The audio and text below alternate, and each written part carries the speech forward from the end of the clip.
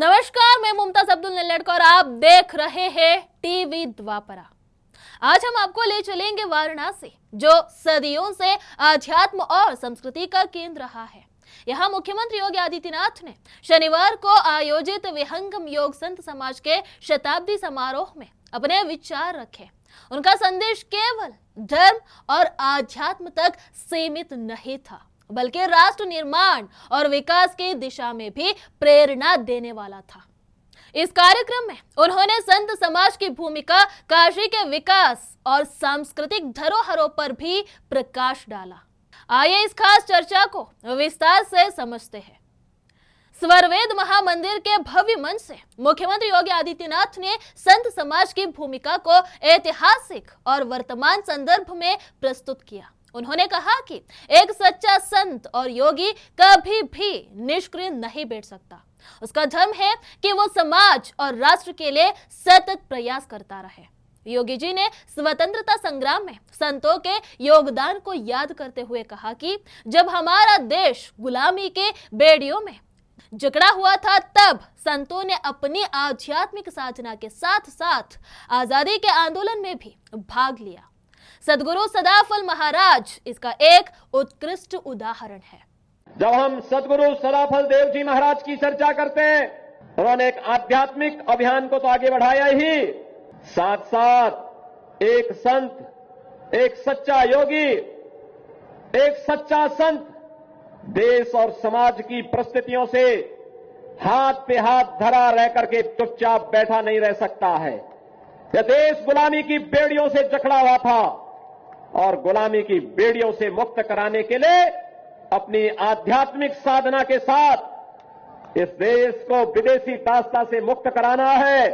इसके लिए सदगुरु सदाफल देव जी महाराज ने आजादी के आंदोलन में भी बढ़ चढ़ करके भाग लेकर के बैरकपुर से देश के प्रथम स्वतंत्र समर के संघनाद के साथ अपने आप को जोड़ा था। उन्होंने इस बात पर जोर दिया कि अगर हमारा धर्म सुरक्षित है तो हमारा देश सुरक्षित है, और यदि देश सुरक्षित है तो हम सब ही सुरक्षित हैं। हमारे प्रधानमंत्री मोदी जी एक ही बात कहते हैं, हर काम देश के नाम। हमारा हर कार्य देश के नाम होना चाहिए। हमारा व्यक्तिगत कोई अस्तित्व नहीं। हमारा देश सुरक्षित है तो हमारा धर्म भी सुरक्षित है। हमारा देश सुरक्षित है, हमारा धर्म भी सुरक्षित है। हमारा धर्म सुरक्षित है, हम भी सुरक्षित हैं। उनका यह वक्तव्य आज के समय में धर्म और राष्ट्र के आपसी संबंध को समझने का एक अनूठा दृष्टिकोण प्रस्तुत करता है। योगी जी ने अपने संबोधन में अयोध्या में बने भव्य राम मंदिर का जिक्र करते हुए कहा कि यह वर्ष हम सभी के लिए ऐतिहासिक है। 22 जनवरी 2024 को 500 वर्षों के लंबे इंतजार के बाद भगवान श्री राम अयोध्या में अपने भव्य मंदिर में विराजमान हुए।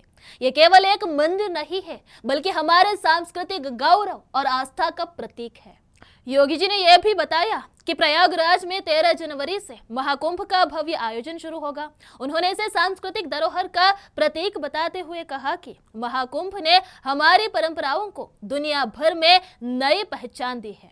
नया भारत, एक भारत श्रेष्ठ भारत के दर्शन हम कर रहे हैं। यहाँ पर विकास भी है तो विरासत का सम्मान भी है, और देश के अंदर योग की इस परंपरा को वैश्विक मंच पर ले जाने का श्रेय प्रधानमंत्री मोदी जी को जाता है।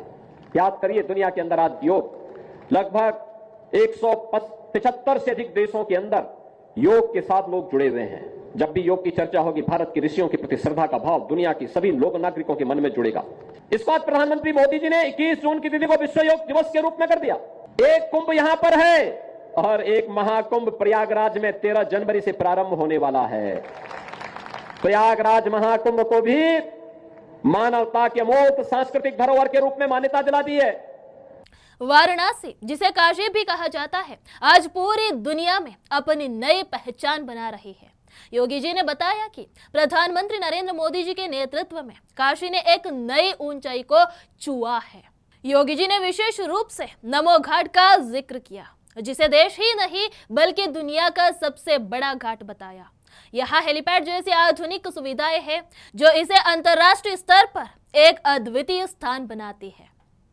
आज आप देख रहे होंगे, काशी एक नई काशी है। प्रधानमंत्री मोदी जी के संसदीय क्षेत्र होने के नाते देश के अंदर काशी से प्रधानमंत्री मोदी जी प्रतिनिधित्व कर रहे हैं और काशी को उन्होंने 10 वर्ष में चमका दिया है।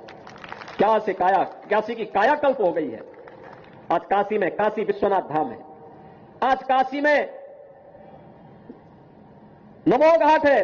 देश ही नहीं दुनिया का सबसे बड़ा स्नान घाट, जहां पे हेलीपैड भी है, बड़े बड़े कार्यक्रम हो सकते हैं। ये नमो घाट, यह भी आज काशी में है। काशी के घाटों का आज आप देखेंगे एक नया भव्य स्वरूप में देखने को मिलते हैं। 2014 के पहले के काशी की तुलना करते हुए उन्होंने कहा कि आज काशी में सड़क, रेल और वायु सेवा की कनेक्टिविटी 100 गुना बेहतर हो गई है। काशी से हल्दिया के बीच जलमार्ग का उपयोग अब एक नई शुरुआत है, जो व्यापार और यात्रा को सरल बना रहा है। योगी जी ने इसे प्रधानमंत्री मोदी जी के दूरदृष्टि का परिणाम बताया। काशी में इंफ्रास्ट्रक्चर के कार्य, चाहे वह सड़क की कनेक्टिविटी हो, चाहे वह रेल की कनेक्टिविटी हो, चाहे वह वायु सेवा की कनेक्टिविटी हो, यह तो 2014 के पहले जो था उससे 100 गुना ज्यादा बेहतर बनी है। एक और कनेक्टिविटी को एक्टिविटी, काशी से हल्दिया के बीच में जलमार्ग का उपयोग करते हुए भी हम अपनी यात्रा को आगे बढ़ा सकते हैं। बहनों और भाइयों, स्वास्थ्य हो या शिक्षा, विकास के विभिन्न पक्षों को लेकर के आज काशी चमक रही है, तो काशी के साथ साथ उत्तर प्रदेश भी पूरी मजबूती के साथ आज प्रधानमंत्री मोदी जी के मार्गदर्शन में आगे बढ़ रहा है। योगी जी ने संत समाज के प्रति अपनी अपेक्षाओं को व्यक्त करते हुए कहा कि संत कभी चुपचाप नहीं बैठ सकते। एक कार्य पूरा होने के बाद तुरंत अगले कार्य की शुरुआत करनी चाहिए, लेकिन हर कार्य देश और सनातन धर्म के लिए होना चाहिए। उन्होंने इसे राष्ट्र सेवा और धर्म सेवा का अद्वितीय संगम बताया। योगी जी का यह संदेश हर व्यक्ति के लिए प्रेरणा है कि वो अपने जीवन को केवल व्यक्तिगत उपलब्धियों तक सीमित न रखे, बल्कि समाज और देश की उन्नति में योगदान दे। शताब्दी समारोह के बाद मुख्यमंत्री योगी आदित्यनाथ पिंडरा स्थित नेशनल इंटर कॉलेज के मैदान में आयोजित सामूहिक विवाह कार्यक्रम में पहुंचे। इस कार्यक्रम में 401 जोड़ों ने परिणय सूत्र में बांधकर अपनी नई यात्रा शुरू की। योगी जी ने इन जोड़ों को आशीर्वाद देते हुए कहा कि यह समाज के लिए एक अनुकरणीय पहल है, जहां सबके सहयोग से विवाह जैसे पवित्र संस्कार को सरल और गरिमामय बनाया जा रहा है। उन्होंने इस कार्यक्रम को समाज में एकजुटता और समानता का प्रतीक बताया। शुक्रवार की रात मुख्यमंत्री ने वाराणसी में चल रहे विकास कार्यों का जायजा लिया। उन्होंने अधिकारियों को निर्देश दिया कि वे निर्माण कार्यों को युद्ध स्तर पर पूरा करें। योगी जी ने अधिकारियों से कहा कि वे प्रतिदिन 1 घंटे जनता की शिकायतों को सुने और उनका निस्तारण सुनिश्चित करें। रामनगर शास्त्री गार्ड के कार्यों की जांच IIT BHU के सिविल विभाग से कराने का निर्देश देते हुए योगी जी ने चेतावनी दी कि खराब गुणवत्ता पाए जाने पर संबंधित ठेकेदारों पर सख्त कार्रवाई की जाएगी। उनका यह निरीक्षण यह दर्शाता है कि वे न केवल योजनाओं की घोषणा करते हैं, बल्कि उनके क्रियान्वयन की भी कड़ी निगरानी रखते हैं। वो सही मायनों में प्रदेश की सेवा कर रहे हैं और राजनीति के नए आयाम गढ़ रहे हैं। मुख्यमंत्री योगी आदित्यनाथ ने अपने संबोधन में हर नागरिक को यह संदेश दिया कि राष्ट्र और धर्म एक दूसरे के पूरक है।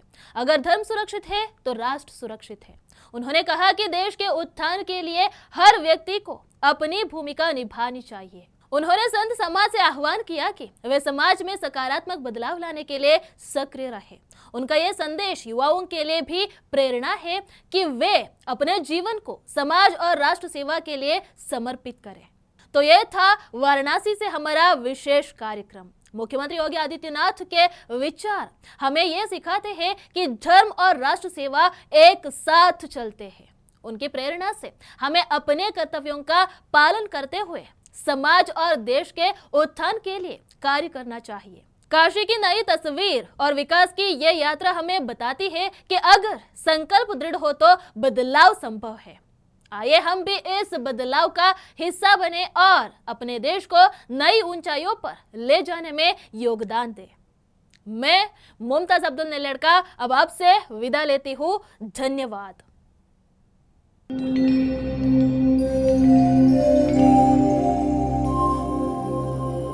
टीवी द्वापरा संभवामि युगे युगे। अगर ये प्रोग्राम आपको अच्छी लगी तो लाइक, शेयर और कमेंट करें। टीवी द्वापरा के प्रोग्राम्स को हमेशा देखने के लिए सब्सक्राइब करें, बेल आइकॉन दबाएं।